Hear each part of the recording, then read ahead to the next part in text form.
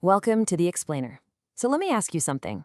Where does your deepest understanding, that gut feeling, where does it really come from?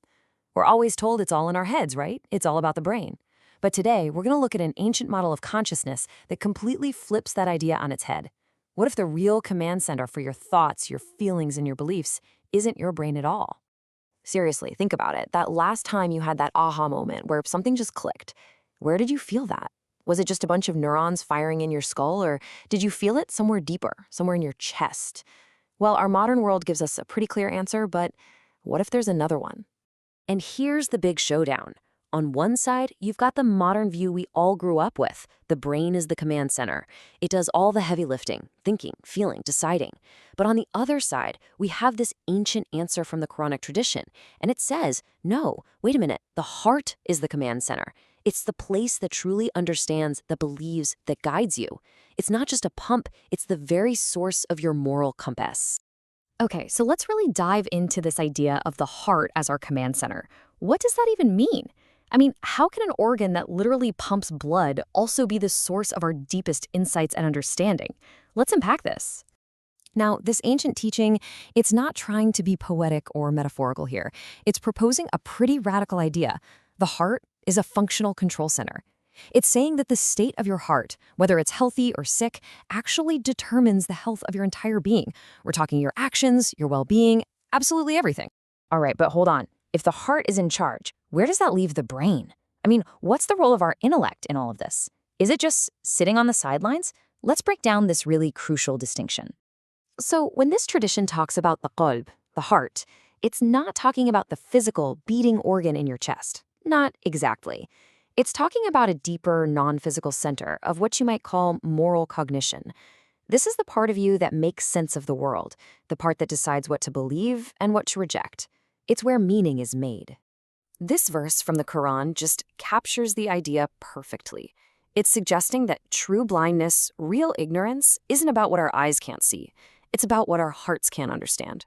You could have all the facts and data in the world. You could see everything perfectly.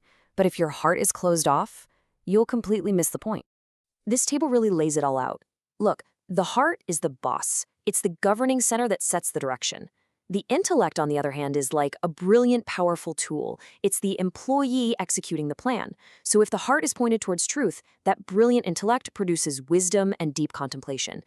But if the heart is misguided, that exact same brilliant mind can be used to rationalize or justify anything. Here's a good way to think about it. Your intellect is the brilliant navigator on a ship. It can chart the course, calculate the risks, read the stars. It can do it all. But your heart is the captain, the one who ultimately decides the destination. The heart gives the order, and the intellect figures out how to get there. So if the heart is this living, functional center, does that mean it can also get sick? The answer, according to these ancient sources, is a definite yes.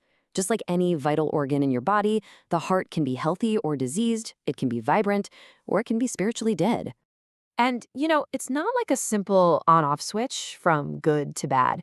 The Quran actually describes a gradual decline, a sort of progression of spiritual illness.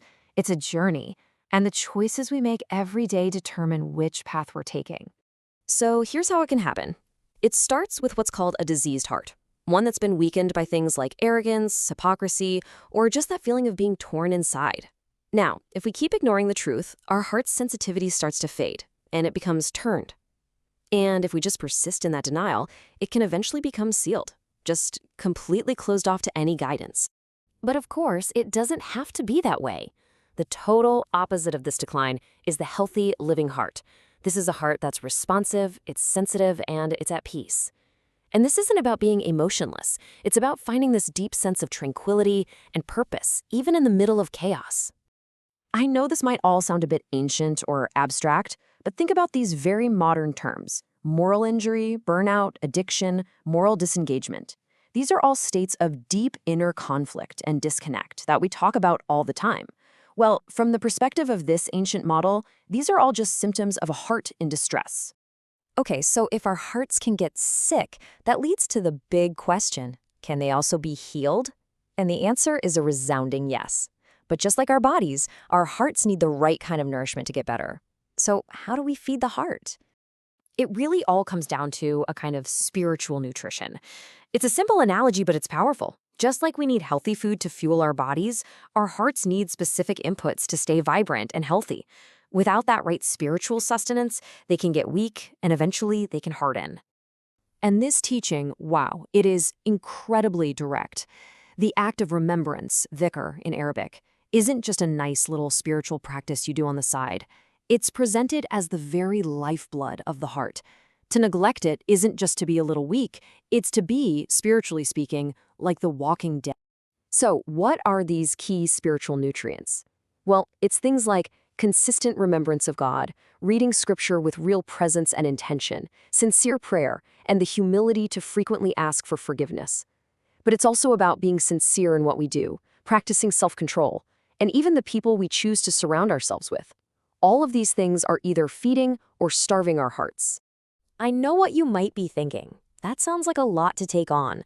So for our final section, let's just break it down to the bare essentials. What is the absolute minimum we can do to keep our hearts spiritually alive and well? You can think of it like a minimum effective dose, a term from exercise science. This isn't about becoming some kind of spiritual guru overnight. Not at all. It's about creating a simple, sustainable routine that's just enough to keep your heart healthy and prevent it from getting hard. So, what does this daily regimen actually look like? Well, it's surprisingly simple stuff. The 5 daily prayers, even if you don't always feel fully focused. A few moments of remembrance each morning or evening. Making it a daily habit to ask for forgiveness. Reading even a small amount of scripture, but trying to be present with it. And finally, making an effort to avoid deliberate wrongdoing and trying to do at least one small hidden good deed just for the sake of it. And this right here might be the most important takeaway of all. The goal is not constant, high-intensity spiritual effort. That just leads to burnout. The goal is consistent orientation. It's the small, regular things we do that keep our hearts pointed in the right direction. So, we'll leave you with this to really think about. Is your heart the captain of your ship, guiding your brilliant intellect towards truth? Or has your intellect become a clever lawyer, constantly making excuses and rationalizations for a heart that's already made up its mind and turned away? The answer to that question? Well, it might just change everything.